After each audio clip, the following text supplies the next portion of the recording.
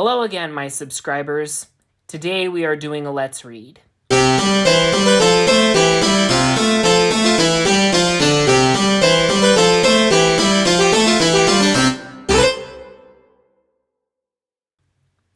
As promised, we are continuing our journey into insanity with the trio of impractically perfect characters. When we last left off, Ebony slashed her wrists, like she always does. So what happens next? Stay tuned and find out. Let's get into it.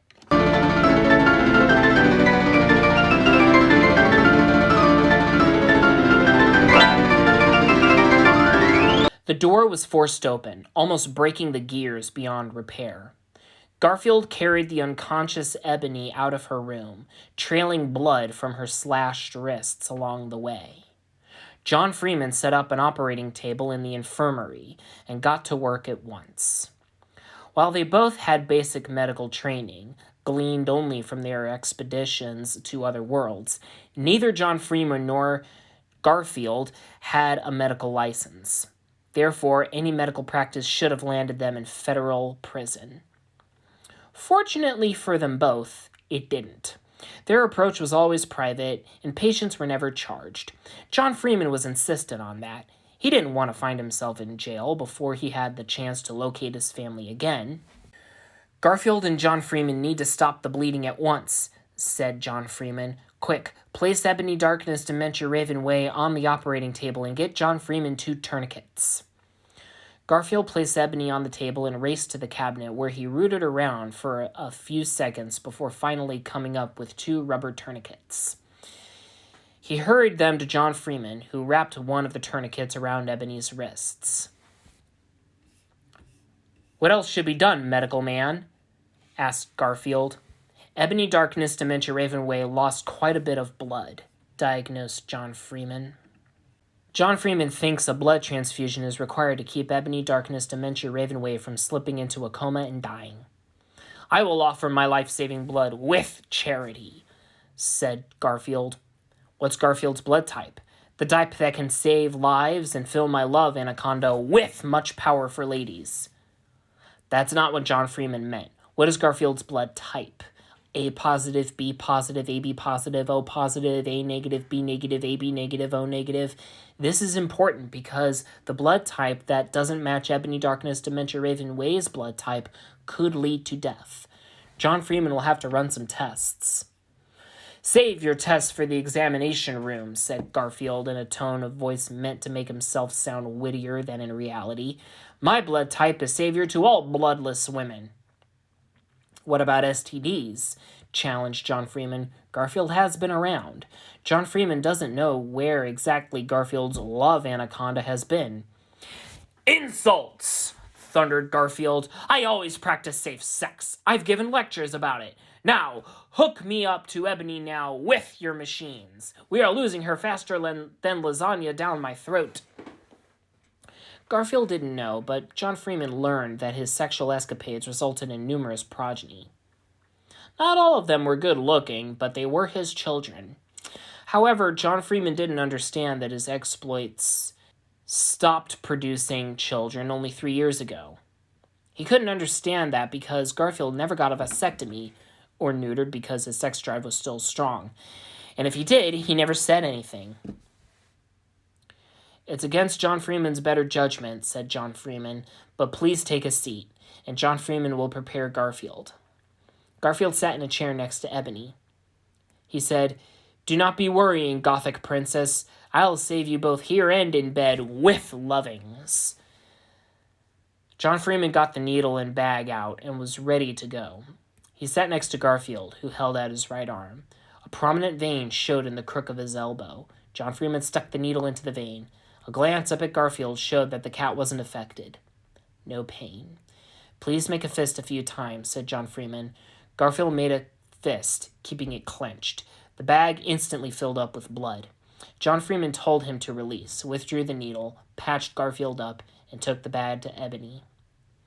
Ebony shot upright on the table, wide awake, as if from a nightmare.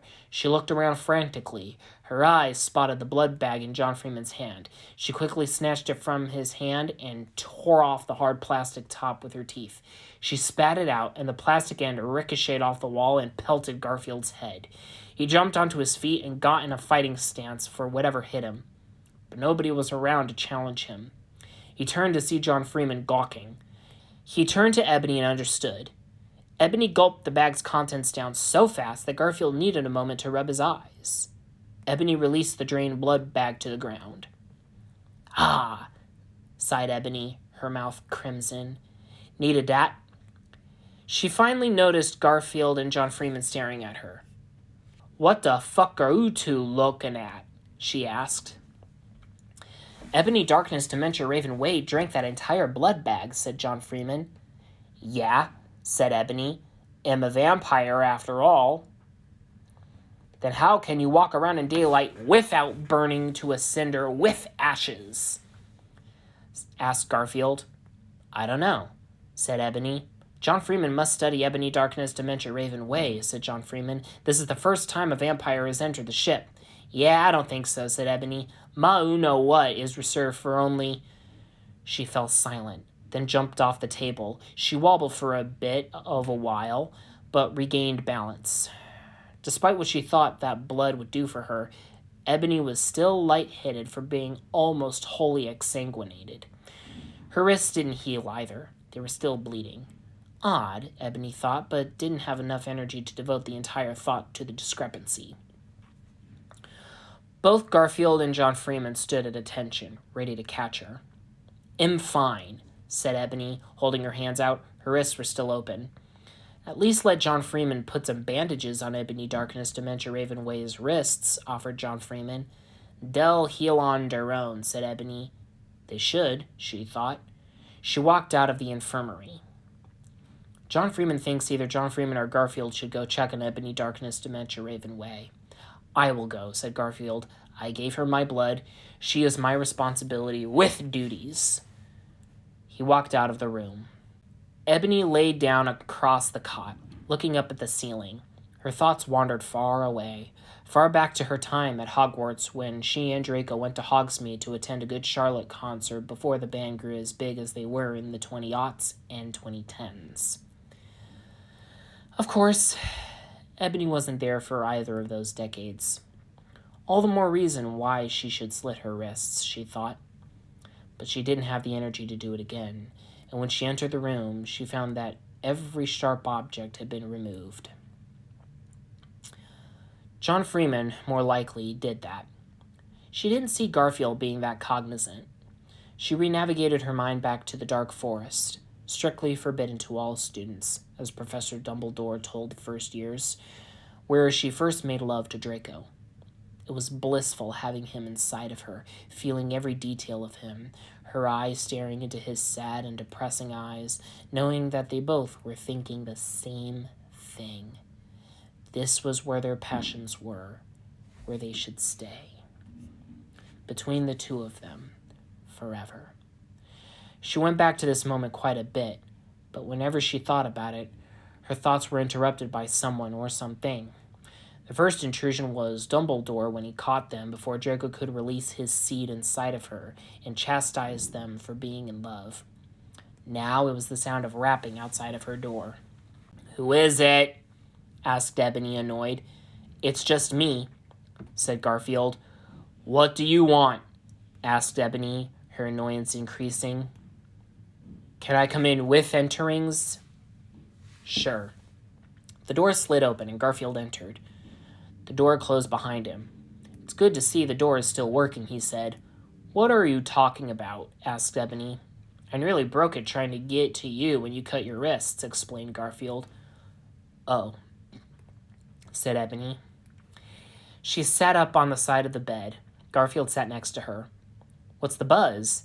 asked Garfield. "Tell me what's a-happening." "I ran into an old friend today," started Ebony. "Or I thought he was a friend. Now he's just a poser.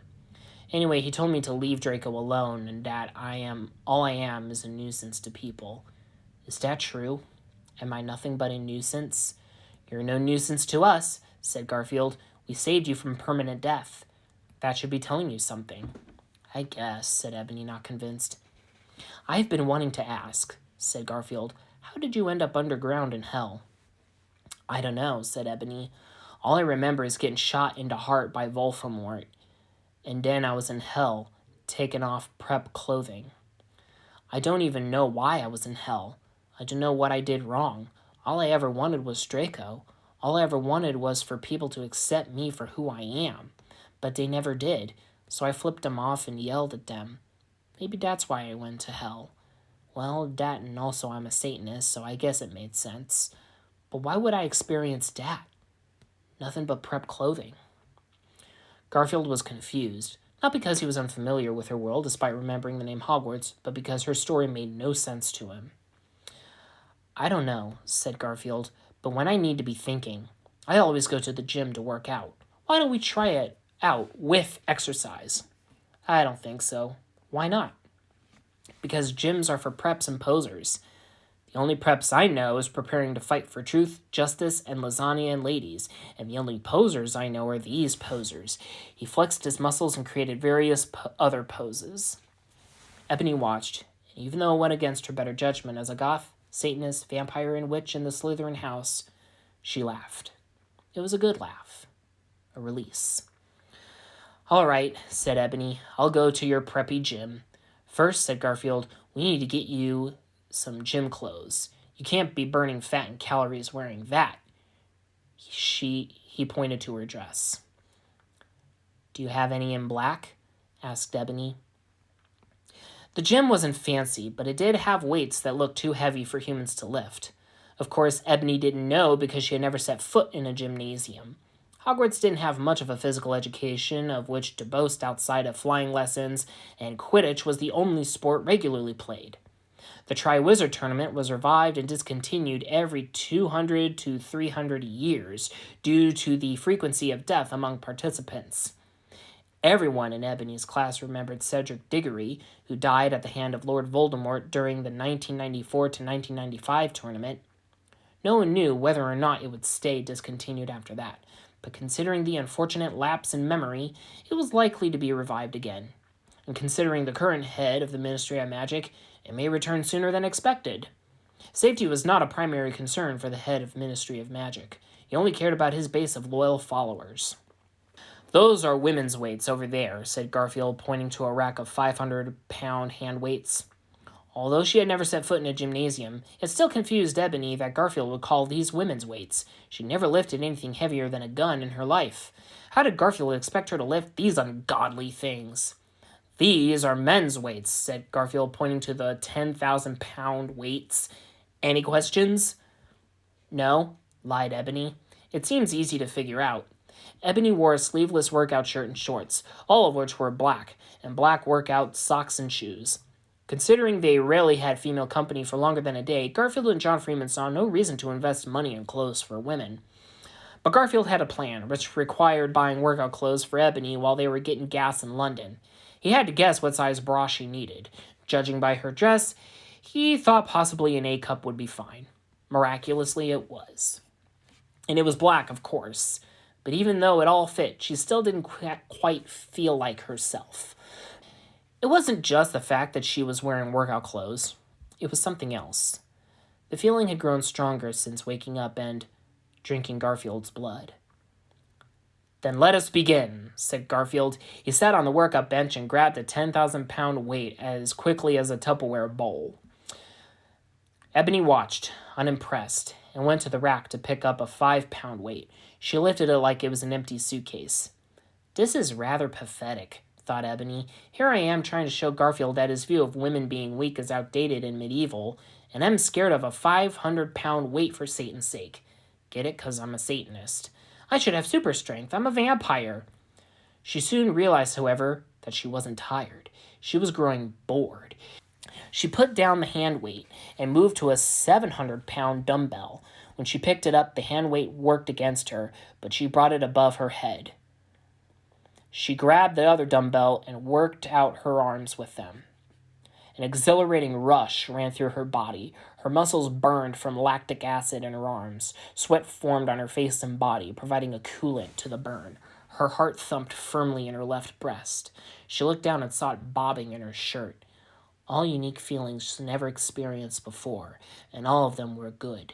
She watched Garfield the entire time. When he finished with the sets, so did she. While his shirtless body was lightly matted with sweat, hers was drenched like she had just gone swimming. "Are you okay?" asked Ebony. "Yeah," said Ebony. "It's a lot of work, but I lick it." "I thought you would," said Garfield. "How about a cool-down jog?" "'Kay," said Ebony. The two oddities jogged through the corridors of the ship and decks. At one point, they almost hit John Freeman. They both laughed, stopped running, and looked at each other for the longest time. They were panting, sweating, smiling. They felt a tug in between themselves. Slowly, they moved toward each other's faces. Ebony barely felt the whiskers from Garfield's upper lip touch her face. Before a result could take place, Ebony drew back. "I should get a bath," said Ebony and walked away. Garfield stared. Ebony turned around. "Fangs," she said. "Get it? 'Cause I'm Gothic," and resumed her way.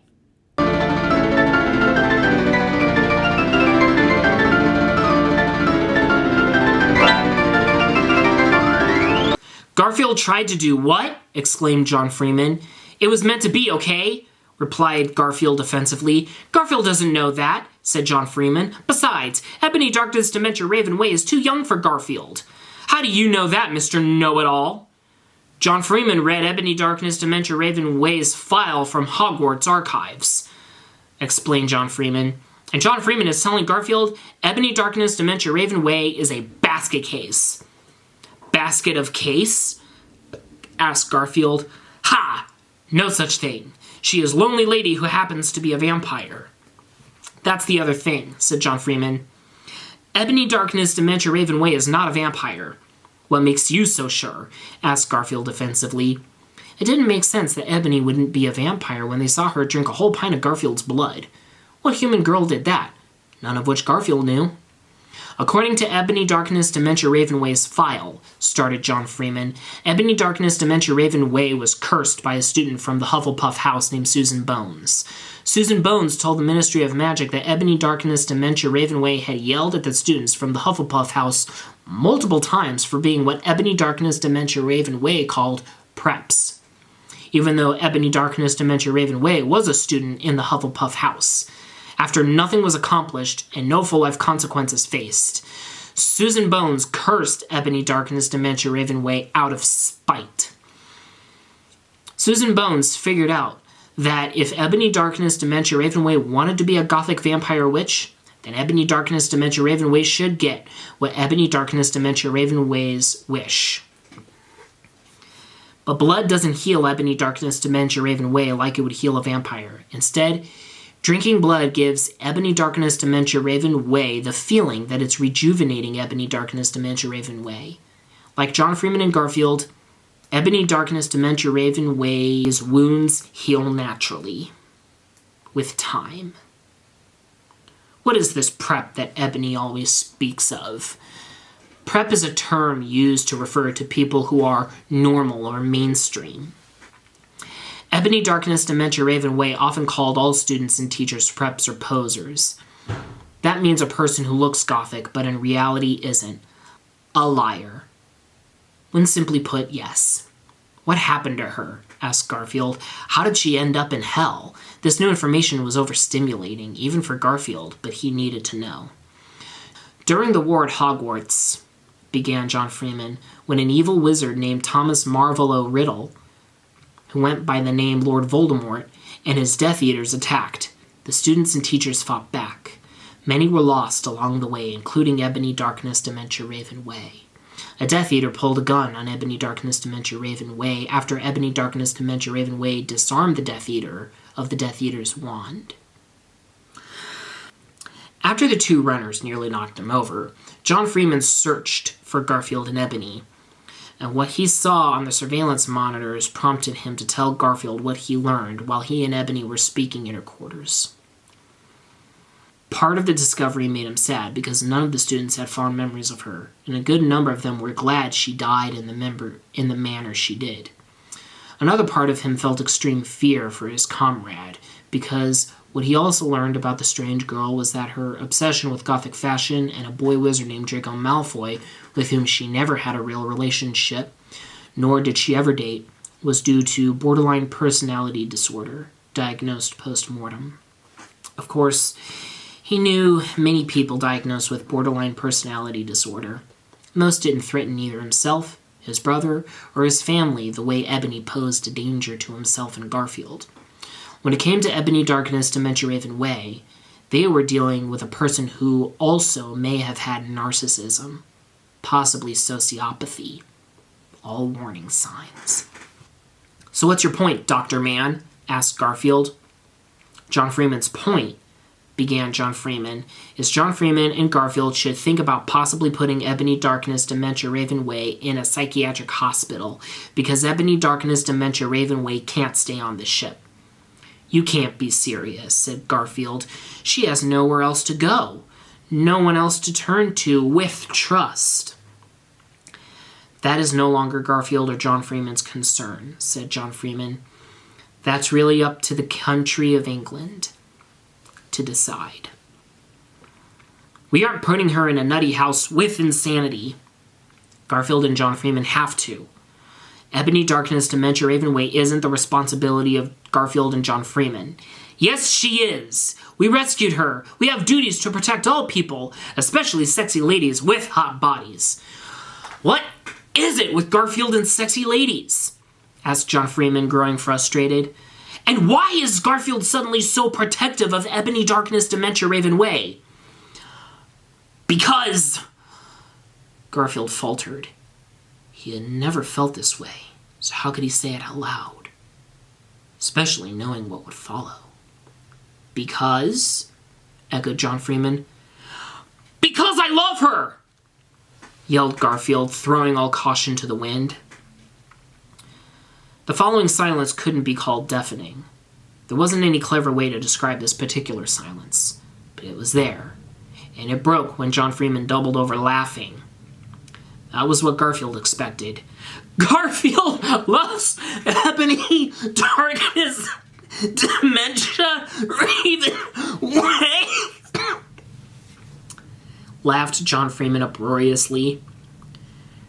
"Yes," replied Garfield sincerely. "Is that a problem?" "Yes," said John Freeman. "For one, Ebony, Darkness, Dementia Raven Way is incapable of loving anyone. But Garfield doesn't love Ebony, Darkness, Dementia Raven Way either.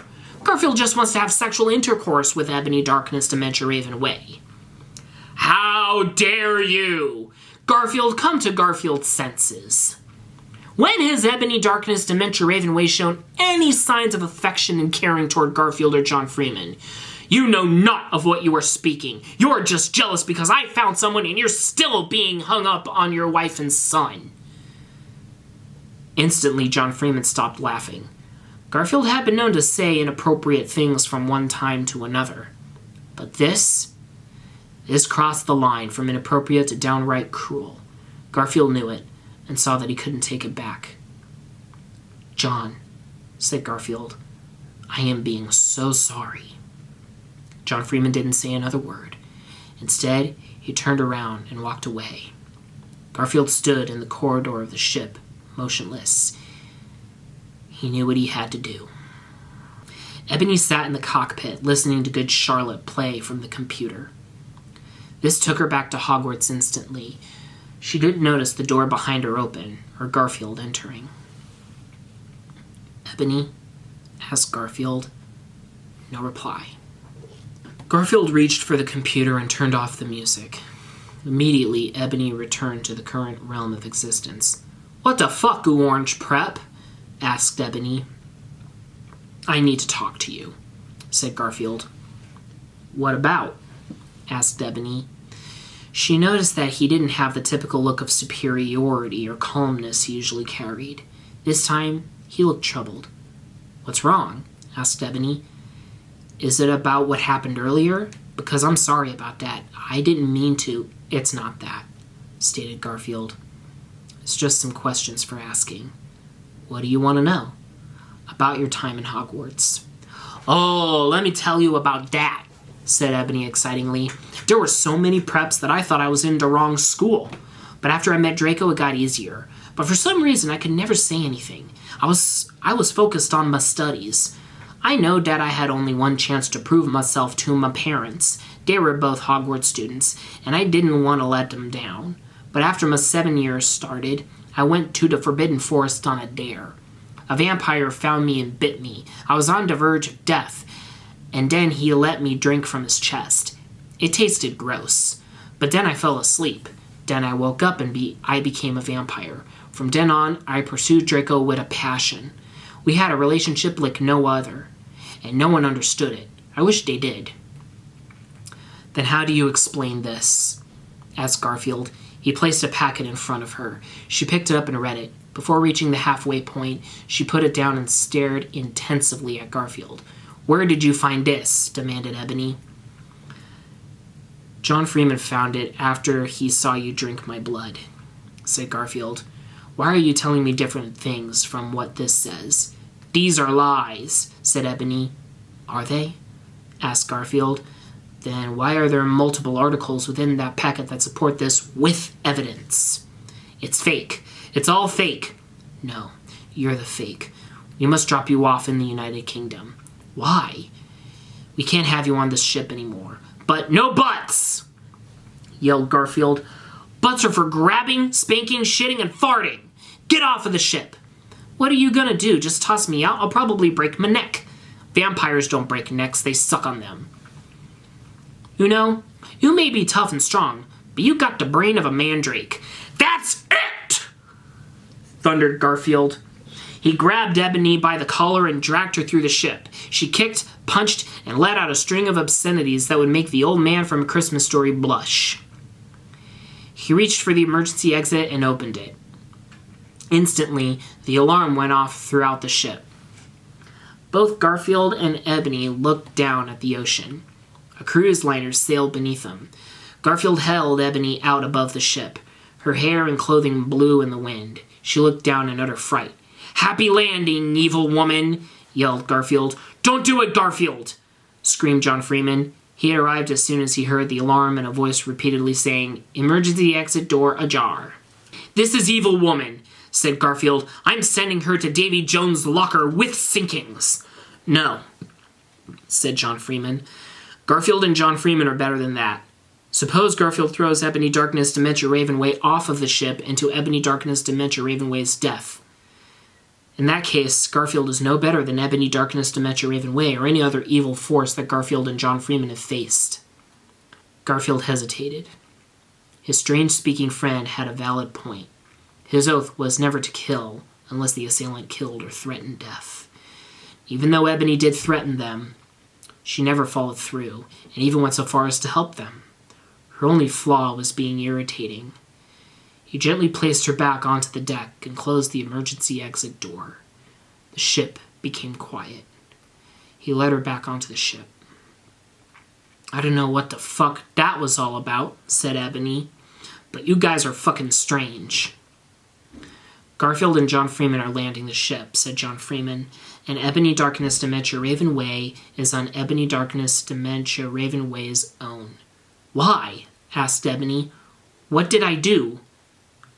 "That is for the country of England to decide," said John Freeman. He left for the cockpit. John Freeman took a moment to stare at Ebony before leaving her alone with her questions. The ship landed in the middle of Piccadilly Circus. All of the residents stopped and stared. The walkway lowered, and Ebony was thrown out onto the ground. The walkway closed before she could return to the vessel. She screamed as the ship left. Giving up, she stared at everyone looking at her. "What the fuck are you looking at?" screamed Ebony, lifting her middle finger at them. "Haven't you ever seen a gothic vampire before?" "Ebony?" She knew that voice. She turned around and saw him. He hardly changed. His hair was still light, his complexion pale, and his eyes depressed. But he looked older. That was to be expected. But his sight still made her knees turn to jelly. Her skin instantly heated up, and her heartbeat chugged like a runaway locomotive. "Draco?" she ventured a guess. Draco ran to her and looked her up and down.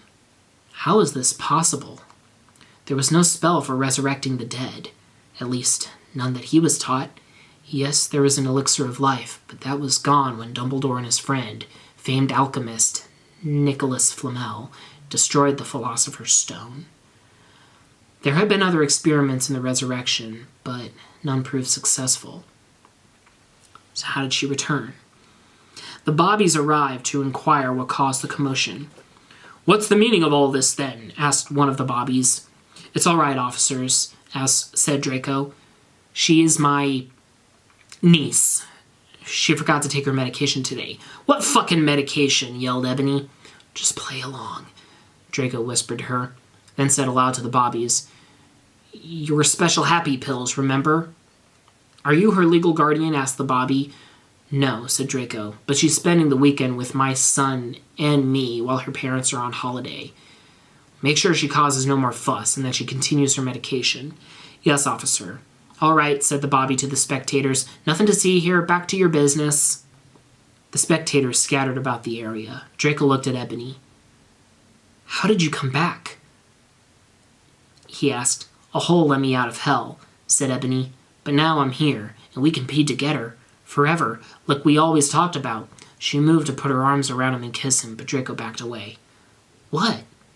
asked Ebony. "What's wrong?" "We can't be together." "Why not?" "Because I don't love you." "What?" "I'm not attracted to you." "So you're back with Vampire, I take it?" "Vampire? What are you talking about?" "Vampire Potter, deposer who lived." "Oh, Potter." "No, I'm not. I never was." Even he never understood why everyone had to ship him and Harry together. "But you were. You have his tattoo on your arm." "A tattoo on my..." Before he could protest, Ebony grabbed Draco's arm and pulled up his shirt sleeve. There was none if she expected to see skin art. Only pure, unaltered flesh. "But it was there," said Ebony. "It was a black heart with an arrow through it.